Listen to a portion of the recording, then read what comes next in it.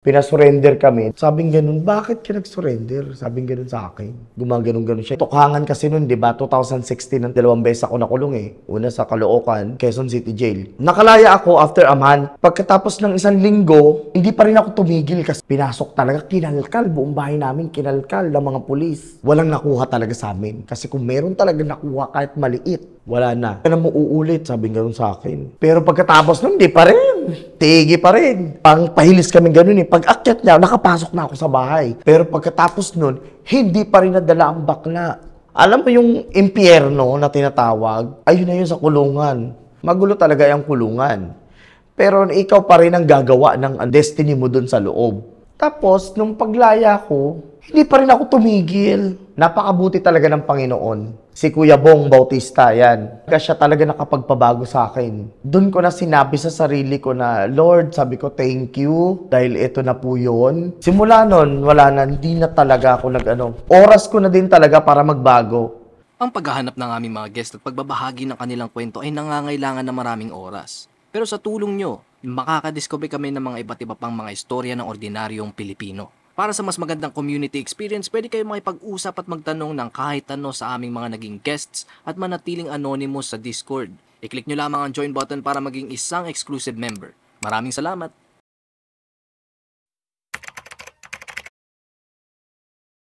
Ayun naman, yung na-experience ko naman sa kulungan, ang baho talaga. Ang baho, Diyos ko, siksikan kami nung mga panahon na yun. Tapos ang tulog namin, nakaupo, ganyan no. Pag may ganyan kami, ganyan. Nakaganyan kami lahat. Yun ang tulog namin. Pag may gumalaw na isa sa dulo, magagalawan niya lahat. Nabugbugan na yung mga nasa kulungan. Bugbugan talaga. Tapos ayun, ano ang pagligo namin nun? Talagang ang hirap nung time na yon, nung 2018, pag nakulong ka. Lalo pag, ang pinakamarami kasing kaso na nasa loob ng kulungan nun, drugs.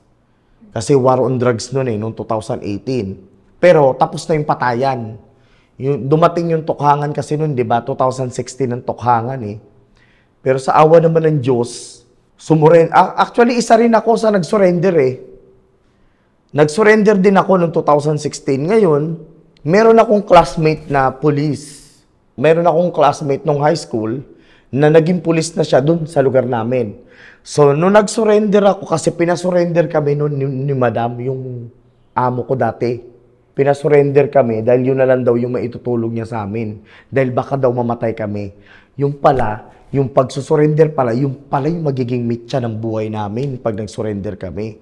So, hindi ko alam na ganun. Mabuti na lang yung classmate ko ang nandun. Tapos siya yung nakakuha yung mga papel namin. Tapos pagkakita ng papel namin, sabing ganun, bakit ka nag-surrender? Sabing ganun sa akin. Sabi ko kasi yung sabi sa amin eh, mag-surrender daw ako eh. Gumaganon-ganon siya. Hindi lang niya masabi sa amin dahil nandun sa loob ng nandun sa loob ng presinto. Hindi lang niya masabi sa amin na, hindi mo ba alam na kapag ka nag-surrender ka, papatayin ka. Ganun, parang ganun. So, ang ginawa ng classmate ko na yun, maraming salamat talaga sa kanya dahil hanggang ngayon buhay pa ako. Ang ginawa niya, pinunit niya yung mga papel namin. Kaya yun, hindi na lumabas dun sa mga nagtutukhang. Hindi na nakita yung mga namin. Nakaligtas kami sa Nakaligtas kami sa tukhangan. Hindi kami na isama dun. Ayun. Yun yung mga pinakamapait na na parang na-experience ko sa Tapos may times pa na hindi pa pala yun natapos. Nung paglabas ko after a week, kasi nakulong ako ng Caloocan. 1 buwan lang ako nakulong sa sa Caloocan City Jail muna. Kasi 2 beses ako nakulong eh. Una sa Caloocan, tapos sa Quezon City Jail. Yung nakulong ako sa Caloocan naman, nakalaya ako after a month. Tapos, pagkatapos ng 1 linggo, hindi pa rin ako tumigil kasi. So parang natunugan nila na gumagawa na naman ako ng kabalbalan. Mabilis din akong makatunog. Ang ginawa sa amin, nung gabi, pinuntahan kami ng mga pulis sa bahay, pinasok yung bahay namin. Pinasok talaga, kinalkal, buong bahay namin kinalkal ng mga pulis. Pero tulog kami noon. Nandun kami sa loob, pero tulog kami. Nandun na din yung nanay ko, katabi ko. Tapos yun yung pinakamalungkot na experience ko talaga na, alam mo yun yung trauma.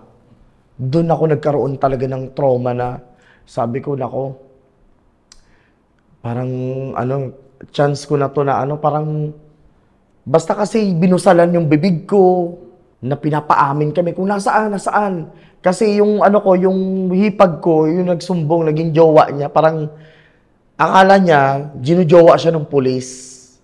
Hindi niya alam, ginagamit lang siya ng pulis para makakuha ng impormasyon tungkol sa mga adik at makakuha ng trabaho na manggagaling sa kanya.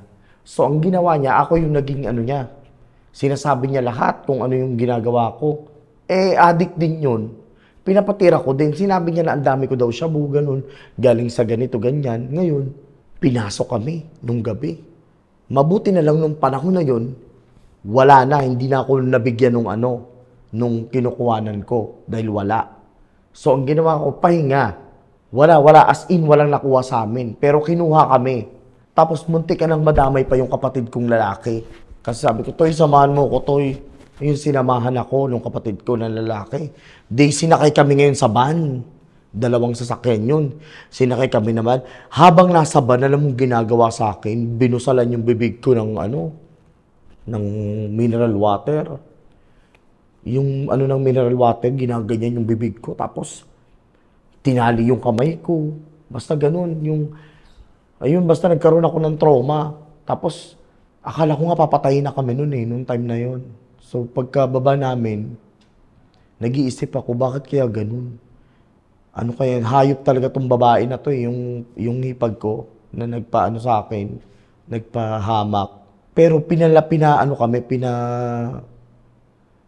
laya din kami. Doon kami iniwan sa napakadilim na lugar. Akala ko, pagbaba ko, babariling kami. Buti na lang kamo, walang nakuha talaga sa amin. Kasi kung meron talaga nakuha kahit maliit, nung time na yun yung mga pulis, wala na, dedo na ang bakla. Ayun, pero nadamay ko pa yung kapatid ko. 2 kami, naging trauma sa amin. Tapos pagbaba namin ng van, pinatakbo na kami. Takbo na kayo. Ikaw bakla, huwag ka na mo uulit, sabi nga sa akin. Pero pagkatapos nun, hindi pa rin. Hindi pa rin natapos, sige pa rin. Pagkatapos nun, naman, ang ginawa sa akin ng nanay ko, nung time na yun, siguro mga after ilang araw, 3 araw, wala pa rin kadala-dala ang bakla. Punta naman ako dun sa isang tulak. Kuha na naman ako, shabu-shabu na naman ako. Hanggang natulugan na naman. Mabuti malakas yung yung isip ko na sabi ko, parang sabi ganun, bakla, may nagkakahulihan to. Yung pala ako pala yung sinusundan. Ang ginawa ko, hindi ako tumuloy sa bahay. Lumiko ako doon sa bahay ng kapitbahay. Pumasok ako, dire-diretso sa, may bit-bit ako, nilagay ko dito sa buhok ko yung shabu. Galing ako doon sa Ayun, may nag-a-asset pala sa akin na bagong tira doon sa baba. Totoo pala yun, na nagtatanim sila ng mga asset sa iba't ibang na hindi mo alam. Yun yung parang sinusubaybayan ako. Ayun na. Nung umakyat na yun, pang pahilis kami ganun eh. Pag akyat niya, nakapasok na ako sa bahay. Nakita ko siya sa bintana, gumano na, tumakbo palabas. Hanggang paglabas niya doon ng patwalk sa kalsada, siya yung hinuli ng mga pulis. Kasi wala siyang naibigay eh. Kumbaga ako yung subject, hindi niya ako naibigay sa mga pulis. Katangahan mo, hindi mo nakuha yung suspect, yung ako. Siya yung kinuha ng mga pulis, dinala siya. Yun, ginulpi siya. Pero pagkatapos nun, hindi pa rin nadala ang bakla. Nagshabu pa rin, hanggang sa, ayun. Ang dami pa rin, basta ang dami pa rin nangyari, hindi pa rin ako tumigil. Hanggang 2022, itong 2022, nahuli ako ngayon, ulit. Dahil na naman ulit sa hipag ko, na parang may tama. Ang hirap talaga kasi, pagka nasobrahan ka talaga iba talaga yung tumatakbo sa sa utak ng mga taong nasusobrahan na kapag hindi nila kayang i-control yung nila, yung tama nila. Yun, nilaglag naman ako noon, nung hipag kong isa na yon. Dahil yung kapatid ko naman nagtulak din. Umalis na ako sa bahay noon kasi ayoko yung nakikita ko na gano'n, na nagtutulak siya, na doon kami nakatira. Kasi pag dumating na naman yung time na magkahulihan na naman, damay lahat. Yun, muntik nang madamay yung nanay ko doon nung moment na yon. So, ang ginawa, nahuli sila, tumulong pa ako sa paghahanap kung nasaan silang presinto. Dito na yun sa Quezon City. Tinulungan ko ngayon kung nasa ang presinto. Nung nahanap, after a week, pinasok naman yung tinitira namin. Pero wala silang nakuha, malinis yun. Yung pagkakahuli sa amin na yun, itong pangalawa, setup. Super setup talaga. Tapos eto na nga, walang nakuha sa amin, di ba? Pero ang sabi sa amin ng mga pulis, aminin nyo na, para 8 months lang ang kulong nyo. So, ang ginawa ko naman, kasi paalis yung nung isa kong kaasunto na babae, papunta siya ng Amerika, yung kaibigan ko. So, sabi ko, sige, aminin na natin para magkaroon tayo ng piyansa. So, nag-play bargaining kami nung inamin namin. May piyansa na ngayon kami. Diyos ko, pagkakita ko sa papel yung 8 months na sinasabi ng mga pulis, alam mo kung ilan, 1 year and 9 months akong makukulong. So ayun, wala na akong nagawa kasi nandun na ako eh. Siguro, tapos doon pumasok lahat. Lahat doon ko naisip na kailangan paglabas ko, baguhin ko na yung sarili ko, maging maayos na ako, kasi doon ko naisip na tumatanda na ako, doon ko naisip na darating yung panahon na kung mag-i-steady ako sa ganitong bisyo, wala talagang mangyayari sa buhay ko dahil, nagkakaroon ka, tapos after, pag nahuli ka, mawawala din lahat. Lahat ng ipon mo, lahat ng kasi kukunin din ng mga pulis. At saka, ang hirap bitawan nung pagiging addict mo. Ang hirap talaga. Alam ko yung iba, merong mga addict din na ngayon nanunood, at nagtatanong kung paano ko na-survive, paano ko natakasan itong bisyo na to. Napakahirap talaga. Yung iba minsan sasabihin natin, ayoko na ng ganito, ayoko na talaga mag-drugs. Sa ngayon, sasabihin natin yon. Pero mamaya pag nakakita ka, niyaya ka ng barkada mo, go ka na naman. Ganun na naman, sige, arriba. Shabu na naman kayo, gano'n. Yung alam mo yon, yung ang mahirap sa isang addict, hindi kasi biro yung sinasabi ng ibang tao na nasa tao yan nasa sayo yan. Oo, tama kayo, hindi ko naman sa ipinagtatanggol yung ibang addict. Nasa amin talaga yon, nasa atin yon. Kung gusto mo talagang magbago, kaya mong baguhin yung sarili mo. Pero po, sa totoo lang, bilang isang addict, napakahirap po baguhin yung sarili. Kung kayo po nasa katayuan namin, dati kung kayo yung nasa katayuan namin, siguro masasabi nyo oo nga, siguro maiintindihan nyo kami. Kasi drug addiction, kasi addiction yung pinag-uusapan dito eh. Hindi ka basta-basta, pag sinabi mong itigil ko na to, at nakakita ka na naman, hindi mo basta-basta sasabihin na, oo, tumigil na nga ako, kumbaga niloloko mo yung sarili mo. Pagka gano'n nung mga naging eksena. Kasi ako dumaan ako sa ganyan, sa mga pagsubok na ganyan. Talagang nagdasal ako talaga lagi nung nasa kulungan ako. Marami ako napagdaanan sa kulungan. Kung meron tayong mga kamag-anak na nakulong dahil sa shabu, ang ipadala nyo sa kanila lagi, pagkain. Wag nyo silang bibigyan ng sobra-sobrang pera sa loob ng kulungan. Hanggat maaari, suportahan nyo sila sa pagkain. Pero sa pera, no. Kasi experience ko yun eh. Ako talaga suportado ko sa pera ng nanay ko. Nakonsensya din ako kasi naibenta yung bahay namin, yung ibang parts ng bahay namin nung nakulong kami. Nakonsensya din ako sa nangyari na yun. Nakakalungkot. Yun yung parts ng mga nakakalungkot. Pero Totoo po ba na magulo po sa loob ng kulungan po? Magulo. Magulo talaga. Kasi katulad niyan sa Quezon City Jail, napakagulo talaga ng kulungan. Alam mo yung impyerno na tinatawag, ayun na yun sa kulungan. Nagkaroon ako ng pangkat, may symbol ako, BCJ ako, Batang City Jail. Yun yung naging pangkat ko. Nagpapangkat ako, bakit? Kasi alam ko, na taon yung ilalagay ko sa kulungan. So, kapag ka wala kang pangkat doon, parang yung protection mo, hindi ganun kabongga. At least, pag may pangkat ka, mayroong magtatanggol sa'yo. Kaya nagkaroon ako ng pangkat. Magulo talaga sa kulungan, lalo pag nagkakaroon ng riot. Pag riot kayo, kasi kasalanan ng isa, kasalanan ng lahat. Halimbawa, kayo yung nag-umpisa ng gulo, yung grupo nyo, yung gang nyo, kasalanan nyo ng lahat. So, maaring halimbawa, diyan kayo sa Quezon City Jail, lahat kayo ipapatapon dyan sa Bikutan. Lalo sa Bikutan, napakagulo.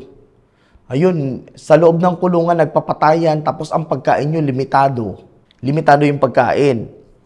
Hindi mo din alam yung tubig na iniinom nyo, kung malinis ba o kaya nagkakaroon ng mga diarrhea, nagkakaroon ng maraming sakit. At saka sa kulungan, kapag ka nagkaroon ng pigsa yung isa, lahat kayo magkakaroon ng pigsa. Pag nagkaroon ng sore eyes yung isa, lahat kayo magkakaroon ng sore eyes. Pag nagkaroon ng galis yung isa, lahat kayo magkakagalis. At ang pinaka malala pa doon, syempre bakla kami nandoon na lahat ng lalaki sa loob ng kulungan, di ba? Pero nasa sayo yon kung magpapagamit ka doon sa mga lalaki na yon. Pwede naman lang yung mga ganong eksena, di ba? Marami kasing AIDS, nagkalatang AIDS sa loob ng kulungan. So, yun, parang makaiwas ka lang sa AIDS, anuhin mong maigi, uriin mong maigi yung mga yung mga lalaking gusto mong gamitin o Kasi mga lalaki doon talaga mga palaban O maraming gwapo doon pero hindi mo na alam mamaya may AIDS na yun. Meron kami mga kakusa na namatay sa AIDS na. So yun yung awareness lang para sa sarili mo. Yun lang yung na-experience ko. Pero all in all naman naging magaan naman yung pangungulungan ko para sa akin kasi marunong ako makisama. Nagkaroon din ako ng katungkulan sa loob, naging kulturero ko. Tapos yung mga empleyado na BJMP dyan sa Quezon City Jail, halos lahat kakilala ko. So pagdating ng tanghalian, ng hapunan, doon ako kumakain. Pero nagpapasalamat ako dahil yung pangungulungan ko nitong huli, dyan sa Quezon City Jail, nagpapasalamat ako lahat sa mga kaibigan ko talaga. At sa mga kamag-anak ko sa side ng ng mother side ko sa mga Bautista na talagang lahat sila tumulong sa akin. Especially si Justin Ferrer, kaibigan ko yan na artista talaga. All throughout talaga, magmula nung nakulong ako, talaga nagpapadala siya sa akin buwan-buwan ng pera. Tapos si Ivy Tagle, Ivy Chan, yung best friend ko. At saka si Julius Arguelles, yung principal kong kaibigan sa Batangas. Tapos madami pa, napakarami pa nila. Pero yung 3 tao na yun talaga, hindi ako pinabayaan yan.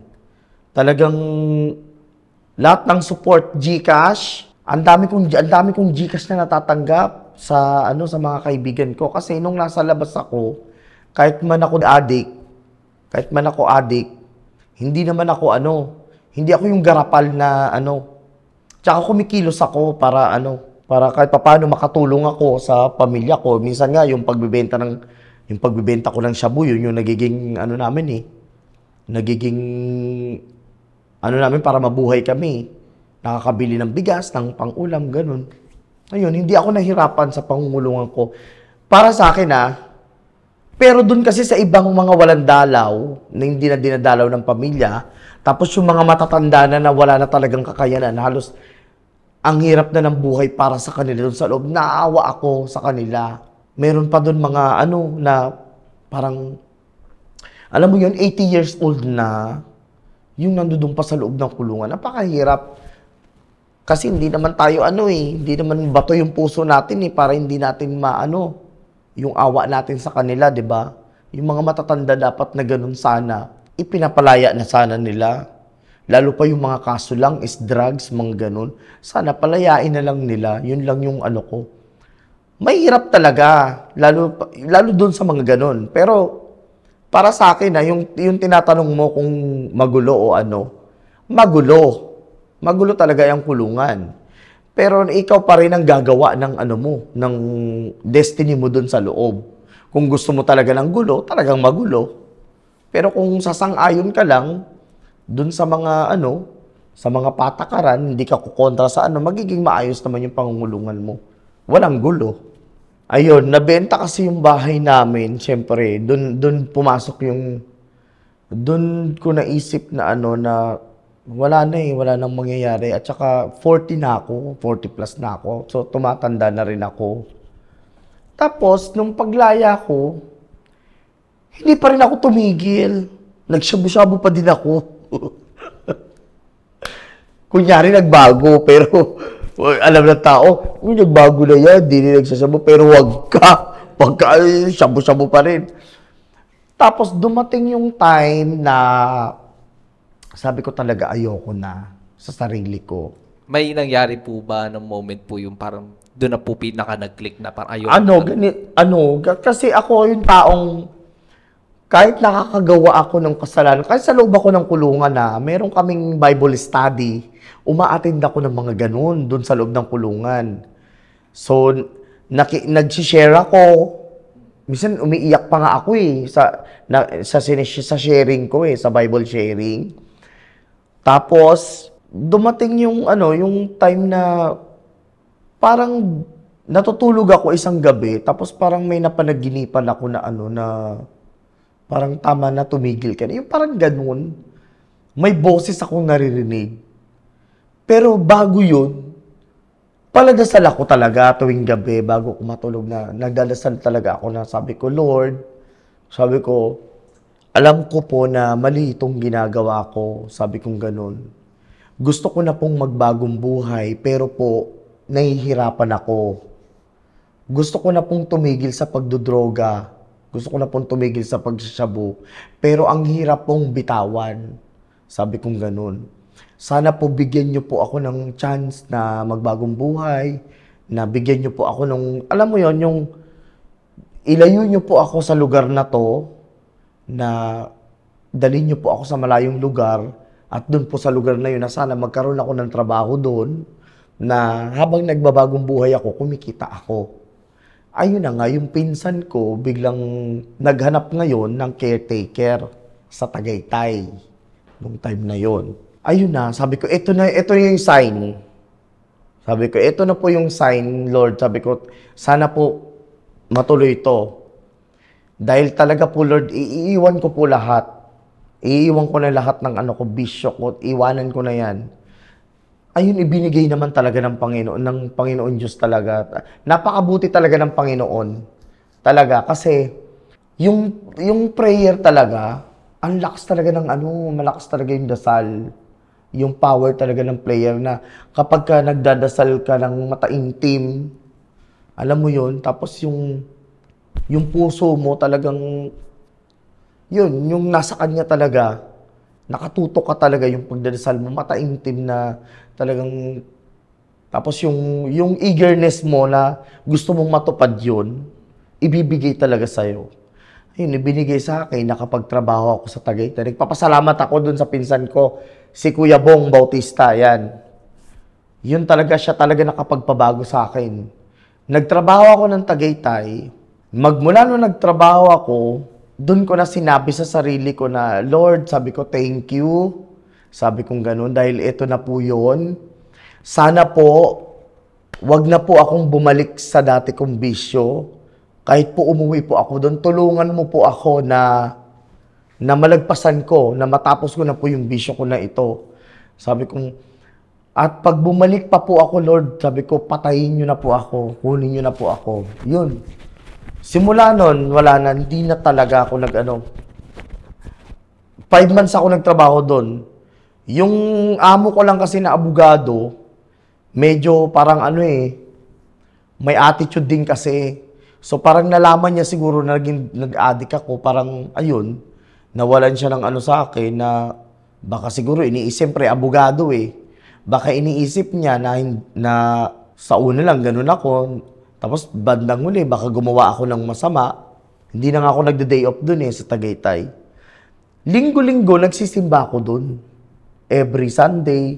Talagang ang pinapanalangin ko talaga, sabi ko salamat, nagpapasalamat talaga ako araw-araw sa Panginoon bago ako matulog, pagkagising ko. Alam mo yon yung ano ko sa Diyos, ayun, tsaka parang ano na rin talaga oras ko na din talaga para magbago. So ayun na nga, 5 months ako nagtrabaho doon, na ganun yung naging routine ng buhay ko. Tapos every Sunday nagsisimba ako, ang gaan ng trabaho ko doon. Talagang yung dalangin ko, ibinigay talaga ng Panginoon talaga. So doon ako nagpasalamat talaga ako sa Panginoon. Talagang sabi ko, Lord, talagang totoo ka. Sabi ko, totoo ka talaga. Sa pamamagitan ng dasal talagang sinunod mo. Sabi ko, maraming salamat. Hindi na po ako babalik dyan. Tapos eto na, nung umalis na ako doon sa trabaho ko sa Tagaytay, 5 months ako doon, para din akong nag-rehab. Umuwi ako ulit sa Bagong Silang. At ito na, yung habang nasa sasakyan ako pa uwi, pumapasok sa isip ko yung kinakatakutan ko na, what if yayain ako ganito? Nagdadasal pa rin ako, Lord, sana po pag may nagyaya sa akin, malampasan ko, natanggihan. Siyempre, hindi pa ganun katagal yung ano mo di ba? Awa naman ng Diyos, nung may nagyaya na sa akin, na nung nakauwi na ako, Jimuel, punta ka na dito. Huwag kang mag-alala, lilibre ka namin. Alam mong ginawa ko sa cellphone ko, pinatay ko. Tapos natulog ako. Tapos magmula nun, hanggang sa yung mga kapitbahay ko, pag kinabukasan, niyayaya ako. Pinapakitaan na nga ako Wala, hindi na ako ayoko na talaga kasi totally yun na yun. Yung changes, yung pagbabago sa buhay ko. Talagang ayoko na totally. So, natutuwa naman ako dun sa mga tao dun sa lugar namin dahil kahit papano, marunong silang rumispeto. Dahil nagbago ka na, never na ako nakarinig sa kanila na niyaya nila ako na tara na yung ganito. Kasi nung sinabi kong ayoko na niyan, hindi na nila ako pinilit na gumamit pa ng ganun. So ayun na. Yun yung pagbabago ko. Wala po ba kayong balak na umalis na po doon para completely pong talikuran na yung buhay po na yun? Actually, nag-apply ako. Ngayon kasi mag-abroad ako Nag-apply ako ng Saudi for the So, yun na yung naging ko. Nilakad ko yung mga papeles ko. Tapos, kumontak ako dito nga sa inyo para ipalabas itong experience ko. Hindi kasi po pwedeng basta-basta lang namin iiwan yung yung lugar na pinagkalakihan mo 'di ba? Pero sigurado naman ako sa sarili ko 100% na talagang hindi na ako babalik doon kahit ano pang mangyari. Ayun. Tsaka doon sa mga doon sa mga kapitbahay ko, nagpapasalamat din ako kasi kahit papaano yung iba may mga addict pa din. Pero may mga respeto. May respeto naman. Ngayon po, ano na po ba pinagkakaabalahan po ninyo? Actually, ngayon, ang pinagkakaabalahan ko, ayun nga. Nagba-vlog ako sa Facebook na kahit papaano, nung nakaraan sana, may income na. Kasi monetize na ako sa Facebook. Yun. Tapos nag-apply ako. Hopefully this year, makaalis ako na sa ibang bansa. Tsaka marami pa din, meron pa din na, yung hindi pa rin kasi parang yung ibang tao, hindi pa rin naniniwala sa changes ko. Pero yun yung palagi kong sinasabi sa kanila na hindi ko naman kailangan i-please yung sarili ko or ipaliwanag sa kanila na palaging nagbago na ako ganito. Wala akong pakialam kasi alam ko naman sa sarili ko kung talagang nagbago na ako Yun. Yung mga ganun. May gusto lang akong sabihin dun sa mga kasi meron nagchat sa akin paano mo natigil. So, yung lang kasi yung masasabi ko lang doon sa mga Meron siguro mga 3 nag-reach out sa akin na gusto na rin nilang tumigil sa pagdadrugs. Kaya naisipan ko nga na lumabas dito. So, yun dun sa ang maipapayo ko lang sa kanila, hanggat nag-i-enjoy kayo, hindi ko naman sinasabi na sige, isigi-sigi nyo. Pero wag lang kayong magpapahuli sa pulis. Kasi, pag yung nasobrahan na kayo sa ganyan, at pag nahuli kayo, ang mapapayo ko naman, huwag kayong matakot. Halimbawa, nahuli kayo. Huwag kayong matakot na makulong. Kasi, isa yan sa proseso na kailangan yung pagdaanan. Kasi nagkamali kayo di ba? Naging drug addict kayo. So, huwag na kayong mag-deny. Pag nahuli kayo, go. Sumama kayo. Pag nakulong kayo, i-ano nyo lang yung sarili nyo. Parang, kumbaga, sumabay kayo sa agos para hindi maging mahirap yung buhay sa inyo. Kasi pag hindi ka pa rin tumigil talaga sa paggaganyan, maaaring sapitin mo din yung sinapit ko na makulong ka. Pero kung ayaw mo masapit yun, siguro ang tanging payo ko lang sa'yo, magdasal ka lang ng magdasal. Magdasal ka ng mataimtim sa Panginoon, yun yung pinaka number 1 na weapon mo para matigil ka sa bisyo mo. At pag pinagkaloob talaga sa ito ng Diyos, na hinipo ka niya, talagang totoo yun. Kahit gaano ka pa kasamang tao, magiging mabuting tupa ka talaga. Pag ang Diyos na talaga yung nagsabi na kailangan mo lang huminto. Yun. Sana wag natin masyadong husgahan. Wag tayong masyadong maging judgmental sa mga taong nag-i-struggle ng ganito sa pinagdaanan ko, sa mga adik, di ba? Kasi lahat naman tayo may panahon, lahat naman tayo may chance pa para magbagong buhay.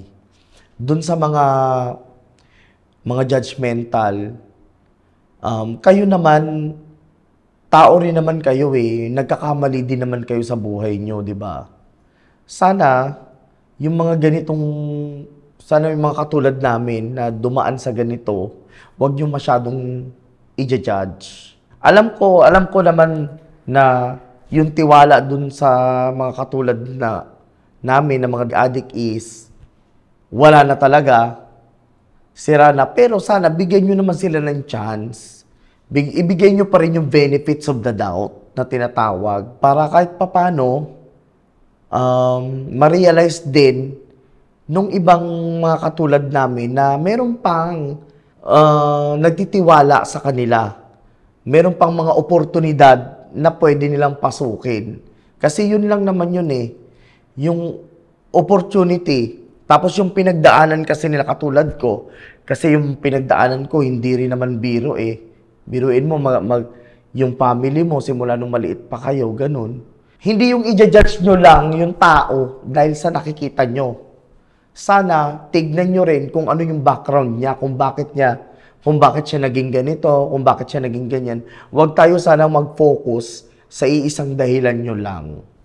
Yun lang, yun sa akin. Yun lang yung masasabi ko.